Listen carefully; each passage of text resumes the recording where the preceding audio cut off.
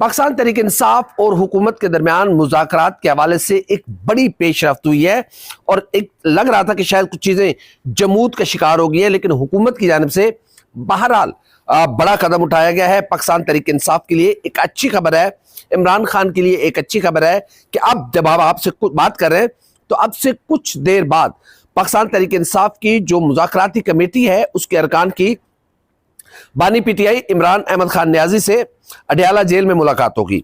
वज़ीर आला खैबर पख्तूनख्वा अली अमीन खान गंडापुर मुलाकात के लिए पहुंच चुके हैं। ये मामला अब कहां जा रहा है और क्या समझा जाए कि आज के इकदाम के बाद जो मुज़ाकरात में एक तातुल था, जो मुज़ाकरात में एक सर्द मोहरी थी, वो खत्म हो गई है और मुज़ाकरात अब बामायनी और बामकसद मरहले की जाने बढ़ रहे हैं। इस पर बड़ी अहम गुफ्तगू हम आपके सामने रखेंगे।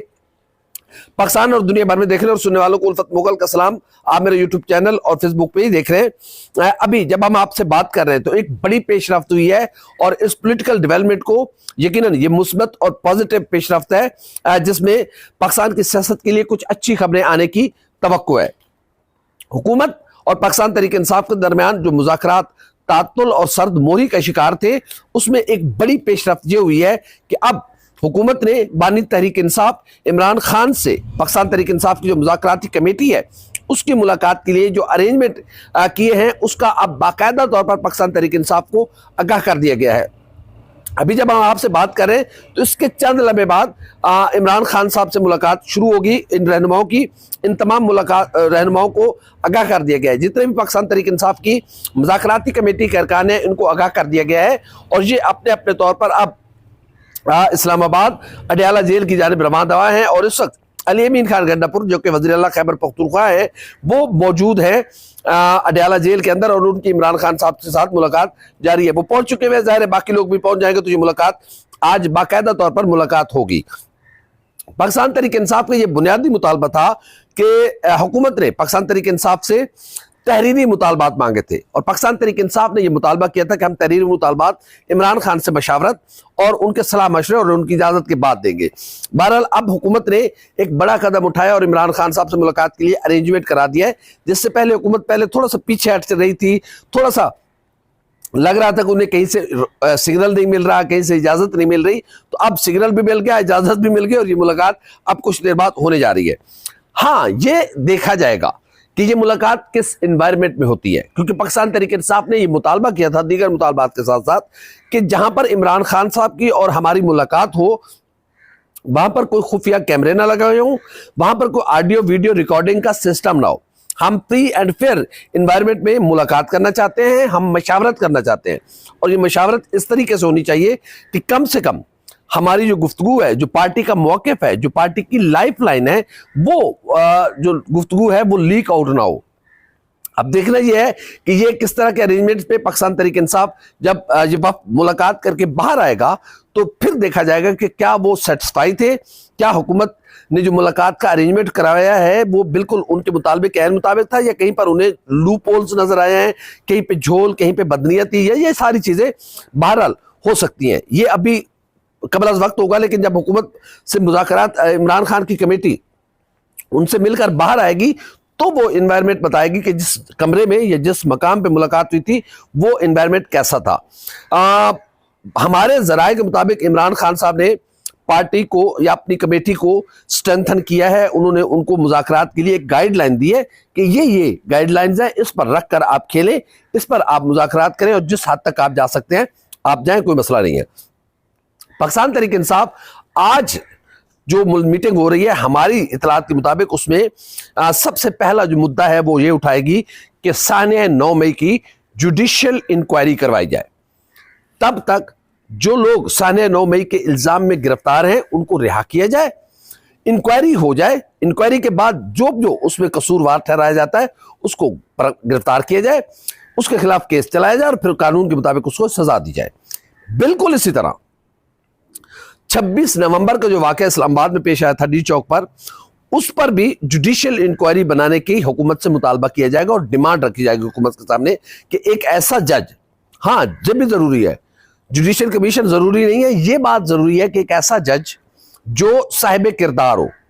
साहिब किरदार का मतलब यह है कि जिसकी शोहरत अच्छी हो, जिस पर किसी किस्म का एलिगेशन ना हो कि ये किसी की तरफ टिल्ट रखता है, किसी की तरह किसी के लिए कोई बुग्ज रखता है या किसी के लिए कोई हद से ज्यादा मोहब्बत रखता है। कि ऐसा जज की सरबराही में जुडिशियल कमीशन बनाया जाए जो 9 मई और 26 नवंबर के वाकयात की जो है वो उसकी मुकम्मल आजादाना तहकीकात करे, शवाहिद इकट्ठे करे, फिर लोगों को सजाएं दी जाए। अगला मुतालबा ये होगा कि पाकिस्तान तहरीक इंसाफ के जितने असीर रहनुमा हैं, कारकुनान हैं, उन कारकुनान को रिहा किया जाए। जो मिसिंग हैं उनके हवाले से हुकूमत उनको बाजियाब कराने के लिए, उनको सामने लेकर आने के लिए वो इकदाम करे। और जो जो झूठे और मन घड़त या गैर जरूरी मुकदमात कायम किए गए थे सिर्फ सियासी इंतकाम के लिए, उन मुकदमात को वापस लिए जाए।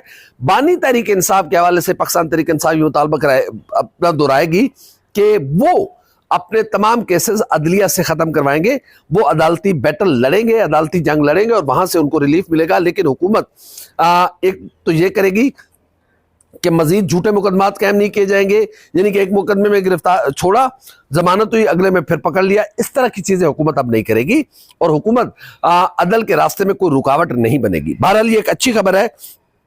ज़ाहिर है इस वक्त दुनिया के हालात तब्दील हो रहे हैं, जो कुछ इस वक्त अमेरिका में चल रहा है और ख़ासकर अमेरिका खुद बहुत मुश्किल में है। लॉस एंजल्स में होने वाली जो आतिशज़दगी है, जो एक वहाँ पर आग लगी हुई है, वो यकीनन उसने पूरी अमेरिका तो मुतासर किया ही किया है, उससे पूरी दुनिया मुतासर होगी और उससे आने वाले वक्तों में कई एक ऐसी चीज़ें आपको दिखने में मिलेंगी जिससे ज़ाहिर है चीज़ें बहुत बुरे तरीके से मुतासर हो सकती हैं। और हम भी ज़ाहिर है ऐसे थर्ड वर्ल्ड कंट्रीज़ हैं जो मुख्तलिफ जो मालियाती इदारे हैं उनकी जानिब से होने वाली फंडिंग, उनकी जानिब से होने वाली इमदाद, मुख्तलिफ मनसूबों और उस पर जो मामला चल रहे हैं उस पर हमारा गुजर बसर है। हम मुल्क ऐसा है कि ज़ाहिर है पैसे हमारे पास बहुत है, लेकिन जिनके पास पैसे हैं उन्होंने अपने सारे पैसे बाहर रखे हुए हैं। उन्हें यकीन नहीं है कि इस मुल्क में उनके बच्चों का मुस्तकबिल सेव है। हाँ, इस मुल्क के साथ अगर किसी को यकीन कामिल है तो वो गरीब है। गरीब को इस मुल्क के साथ हमदर्दी भी है, गरीब इस मुल्क का सच्चा वफादार भी है, गरीब को इस मुल्क के साथ लगाव भी है, गरीब को इस मुल्क के साथ मोहब्बत भी है, गरीब को इसी मट्टी से उम्मीद है कि यहीं से चश्मा यहीं से निकलेगा। ये शायर शायरी की ज़बानी नहीं है, उनको ईमान कामिल है कि यह चश्मा यहीं से निकलेगा। तो ज़ाहिर है दुनिया में होते जो असरात हैं, दुनिया में जो होने वाले वाक़यात हैं, वो हम पर भी असरअंदाज होते हैं। तो अब हालात इस नहज पर पहुंच चुके हैं कि इन मुज़ाकरात को कामयाब होना ज़रूरी है, पॉलिटिकल स्टेबिलिटी ज़रूरी है और फ्री एंड फेयर इलेक्शन। आप जो मर्जिया कर ले, जिसको मर्जिया बिठा दे, आप मन मार्शल लॉ लगा के देख लिया, घसी पिटी जमहूरियत ला के देख ली, कुछ नहीं होने वाला उस वक्त तक जब तक फ्री एंड फेयर इलेक्शन नहीं होंगे। जब तक इस मुल्क के हुक्मरानों का फैसला इस मुल्क के अवाम नहीं करेंगे, ये मुल्क आगे नहीं जा सकता। आप किसी को दबा सकते हैं, आप किसी को झुका सकते हैं, आप किसी की जान ले सकते हैं, आप किसी को डरा धमका खामोश करा सकते हैं। तरक्की का राज एक ही है और वो है फ्री एंड फेयर इलेक्शन। उसका राज ये है कि जब हुकूमत जो भी फैसला करेगी उसके पीछे लोग खड़े होंगे और जब लोग खड़े होते हैं तो फिर ही मुल्क आगे बढ़ते हैं। कोई 5, 7, 10 लोग अगर चाहे भी तो किसी मुल्क को खड़ा नहीं कर सकते। अमेरिका जैसे मुल्क में वहाँ की स्टैब्लिशमेंट, वहाँ के जो थिंक टैंक्स थे, वो शायद डोनाल्ड ट्रंप को नहीं जीतने देना चाहते थे। उन्होंने कोशिश भी की होगी, लेकिन उनकी कोशिश एक हद तक थी। ये नहीं था कि आरओ को उठा के मारो और उससे फॉर्म 47 चेंज करवा लो। ये वहाँ पे नहीं हो सकता। जहाँ रूल ऑफ लॉ होता है वहाँ मुआशरे तरक्की करते हैं। हमारे यहाँ रूल ऑफ लॉ नहीं है, हमें उस तरह में जाना होगा। बहरहाल हुकूमत और अपोजिशन के दरमियान होने वाले मुज़ाकरात एक अच्छी पेशरफ्त है। हुकूमत ने मुस्बत कदम उठाया, यकीनन जो मुस्बत कदम होगा उसको अप्रिशिएट करना चाहिए और हुकूमत को चाहिए कि आप थोड़ा सा अपने पाँव पर वजन डालें। आप हुकूमत है, आपके पास इक़्तिदार आपके पास है। आप अपने मातहत इदारों से इजाज़त लेकर मुज़ाकरात करेंगे तो ये मुज़ाकरात कामयाब नहीं होने वाले, ना इस मुल्क का कोई भला होने वाला है। इस मुल्क का भला इसी में है टेबल टॉक, बैठे एक दूसरे के तहफ़्फ़ुज़ात सुने, एक दूसरे के मसाइल हल करें और इस मुल्क में जो बेहतर है, जो इस मुल्क के लिए, जो इस मुल्क के आवाम के लिए बेहतर है, वो फैसले लिए जाएं। बहरहाल पाकिस्तान तहरीक इंसाफ का आज बुनियादी मुतालबा जो था वो तस्लीम कर लिया गया। आज पाकिस्तान तहरीक इंसाफ अपना इमरान खान से मुलाकात करेगी, पाकिस्तान तहरीक इंसाफ मशावरत करेगी और अब के इस मुलाकात के बाद लगेगा कि मुज़ाकरात किस तरफ जा रहे हैं। मुज़ाकरात यकीनन आज मुलाकात हो गई है तो इंसान को हमेशा बेहतर और मुस्बत सोच सोचनी चाहिए। हमें यकीन है कि ये मुज़ाकरात नतीजा खेज होंगे। हमें इस बात का यकीन है कि पाकिस्तान में सियासी इस्तेहकाम आएगा, सियासतदान मेंटली तौर पर बड़े होंगे और सिर्फ इक़्तिदार नहीं, अक़दार के लिए भी कुछ करेंगे। और अक़दार के लिए ज़रूरी है कि एक दूसरे को सुने, एक दूसरे के नुक्ते नज़र को जाने, इख्तिलाफ राय रखें, लेकिन इख्तिलाफ राय को ज़ाती दुश्मनियों में तब्दील नहीं होना चाहिए। बहुत अच्छी खबर है, पाकिस्तान तहरीक इंसाफ और हुकूमत के दरमियान होने वाला मुज़ाकरात किसी डगर पर जा रहे हैं।